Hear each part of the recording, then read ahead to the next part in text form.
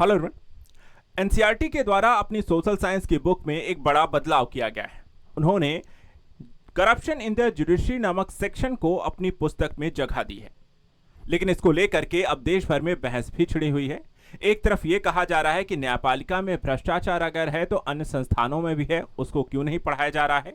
दूसरी तरफ सवाल यह भी है कि क्या इससे पारदर्शिता बढ़ेगी, क्या न्यायपालिका की छवि कहीं इससे नुकसान तो नहीं पहुंचेगा।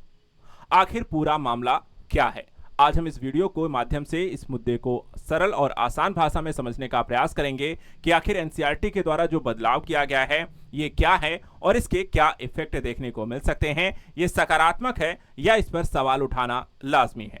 सबसे पहले देखा जाए तो यहाँ पर जो चर्चा का विषय है कि कक्षा 8वीं के बच्चे पढ़ेंगे जुडिशरी में भ्रष्टाचार क्या है।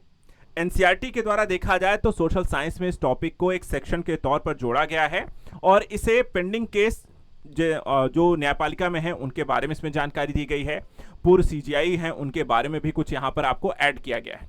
क्या कुछ चीजें हैं उनके बारे में थोड़ा सा डिटेल से आपको बताते हैं आखिर एनसीईआरटी के द्वारा जो बदलाव किया गया है वो क्या क्या है। सबसे पहले यहाँ पे ध्यान रखिएगा, जो एनसीईआरटी का जो फुल फॉर्म है national council of educational research and training NCERT. बदलाव जो किया गया है वो 8वीं क्लास की नई सोशल साइंस की यहाँ पे टेक्स्ट बुक है उसमें किया गया है। जो टॉपिक जोड़ा गया है वो है करप्शन इन द जुडिशरी, एक सेक्शन को इसमें शामिल किया गया और ये पहली बार है जब 8वीं के बच्चे जुडिशरी में करप्शन क्या है इसके बारे में पढ़ने जा रहे हैं।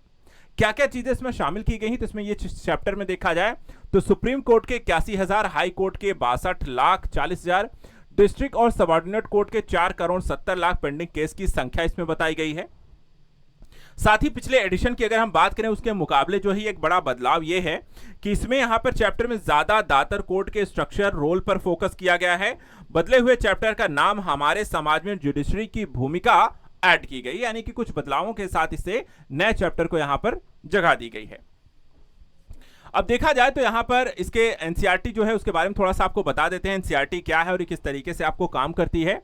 देखिए एनसीईआरटी जो है 1 सितंबर 1961 में यहां पर इसका गठन किया गया था। इसका पूरा नाम है राष्ट्रीय शैक्षिक अनुसंधान एवं प्रशिक्षण परिषद। इसका मुख्यालय नई दिल्ली में है और इसके द्वारा जो है कक्षा 1 से 12 तक की सीबीएसई और कई राज्यों के बोर्डों के लिए आधिकारिक किताबें प्रकाशित करता है। प्रतियोगी परीक्षाओं के लिए जैसे कि नीट, यूपीएससी के लिए भी यहाँ पे अत्यंत प्रामाणिक मानी जाती है, जो तैयारी के लिए यहाँ पर देखा जाए तो लोग अभ्यर्थी जो है पढ़ते हैं। अनुसंधान और प्रशिक्षण का काम भी एनसीईआरटी करती है, यानी शिक्षा क्षेत्र से जुड़े अनुसंधान कार्यों में, शिक्षकों के प्रशिक्षण में, नई शैक्षिक तकनीकों को विकसित करने में भी इनकी अहम भूमिका रहती है। इसके अलावा एनसीएफ 2005 यह राष्ट्रीय पाठ्यक्रम ढांचा, नेशनल करिकुलम फ्रेमवर्क जैसे शैक्षिक नीति दस्तावेज को भी तैयार करने में इनकी महत्वपूर्ण भूमिका होती है, यानी एनसीईआरटी एक बहुत ही महत्वपूर्ण संस्थान है। अब चलिए बात करते हैं कि यहाँ पे जो नया सेक्शन जोड़ा गया है जुडिशरी के बारे में, पॉइंट टू पॉइंट यहाँ पर इस चीजों को एक एक करके समझते हैं। आखिर पूरा यहाँ पे जो बदलाव लाया गया है जिसकी बात यहाँ पर की जा रही है आखिर वो है क्या, चैप्टर में क्या क्या है। तो करप्शन वाला जो यहाँ पर जो सेक्शन है इसमें बताया गया है कि जज एक कोड ऑफ कंडक्ट से बंधे होते हैं जो न केवल कोर्ट में बल्कि कोर्ट के बाहर भी उनके व्यवहार को कंट्रोल करता है। दूसरी बात, जुडिशरी के अंदरूनी अकाउंटेबिलिटी सिस्टम को भी समझाया गया है।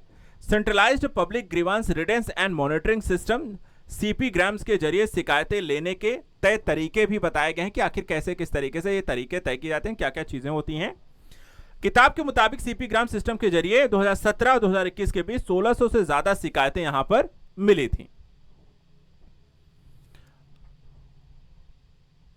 इसके अतिरिक्त अगर देखा जाए तो बुक में यहां पर आप देख सकते हैं करप्शन इन द जुडिशरी, ये है आपकी नई बुक जो है, इसमें ये चैप्टर आपको ऐड किया गया है जिसके बारे में देखिए सुप्रीम कोर्ट है, हाई कोर्ट है और अन्य जो कोर्ट्स हैं उसमें यहाँ पे जो पेंडिंग केसेस हैं उनके बारे में आपको जानकारी देती हुई दिखाई देती है। इसके अलावा किताब में गंभीर मामलों में जजों को हटाने के संवैधानिक नियम के बारे में चर्चा की गई है। पार्लियामेंट इम्पीचमेंट मोशन पास करके जज को हटाया जा सकता है, इसके बारे में जानकारी दी गई है। बच्चे पढ़ेंगे कि ऐसे मोशन पे सही जांच के बाद ही विचार किया जाता है। इस दौरान जज को मामले में अपना पक्ष रखने का पूरा मौका भी दिया जाता है, यानी जज को हटाने के तरीके के बारे में चर्चा की गई है। चैप्टर में यह भी लिखा है कि लोग जुडिशरी के अलग अलग लेवल पर करप्शन का सामना करते हैं, गरीबों और जरूरतमंदों की न्याय तक पहुंच की समस्या और भी बिगड़ जाती है। तो ये वाला जो टॉपिक है यहाँ पर कि आपको यहाँ पे समस्या होती है लोगों को सही तरीके से अपनी बात पहुंचाने या न्याय पाने में। यह भी बताया गया कि राज्य और केंद्र ट्रांसपेरेंसी पब्लिक ट्रस्ट को मजबूत करने की कोशिश कर रहे हैं और इसमें टेक्नोलॉजी का इस्तेमाल और करप्शन के मामलों में यहां पर फास्ट एक्शन लेना भी शामिल है। तो ये मुद्दा जो है यहां पे आपको करप्शन को लेकर के जो बातें की गई, इसी को लेकर के थोड़ा सा बवाल है, यहां पे चर्चा है, विवाद है, छिड़ी हुई है और इसी को लेकर के यहां पर चर्चा की जा रही है। पूर्व सीजीआई का भी यहां पर आपको देखा जाए तो इसमें जिक्र किया गया है पुस्तक में।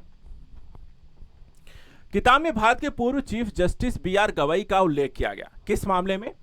जुलाई 2005 में कहा था कि उन्होंने कि जुडिशरी के अंदर करप्शन और गलत कामों के मामलों का पब्लिक ट्रस्ट पर बुरा असर पड़ता है। उन्होंने कहा था कि हालांकि इस ट्रस्ट को फिर से बनाने का रास्ता इन मुद्दों को सुलझाने के लिए उठाए गए तेज निर्णायक ट्रांसपेरेंट एक्शन में है। ट्रांसपेरेंसी और अकाउंटेबिलिटी डेमोक्रेटिक गुण है।